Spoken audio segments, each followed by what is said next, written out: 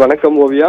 ஒகேனக்கல் காவிரி ஆறு மற்றும் அருவிகளில் சுற்றுலா பயணிகள் குளிப்பதற்கு கடந்த 5 நாட்களுக்கு பின்பு இன்று முதல் அனுமதி வழங்கியுள்ளது மாவட்ட நிர்வாகம். கர்நாடகா, கேரளா மாநிலங்களில் பல்வேறு பகுதிகளில் கடந்த 2 வாரமாக ஆங்காங்கே கனமழை பெய்தன.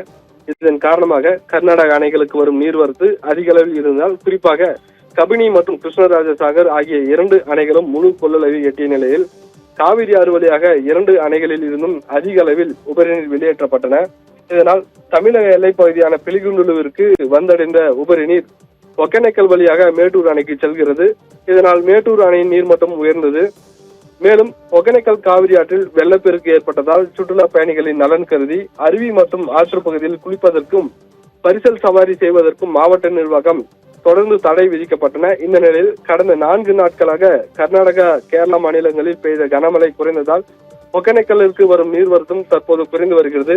நீர்வரத்து குறைந்ததன் காரணமாக நேற்று முதல் பரிசல் சவாரி செய்வதற்கும் மற்றும் அனுமதி வழங்கியது. இன்று முதல் சுற்றுலா பயணிகள் அருவி மற்றும் ஆற்று பகுதியில் குளிப்பதற்கும் அனுமதி வழங்கியுள்ளது. மேலும் இன்று சனி, நாளை ஞாயிறு விடுமுறை நாள் என்பதால் ஏராளமான சுற்றுலா பயணிகள் வருகை புரிவார்கள் என எதிர்பார்க்கப்படுகிறது. ஓவியா.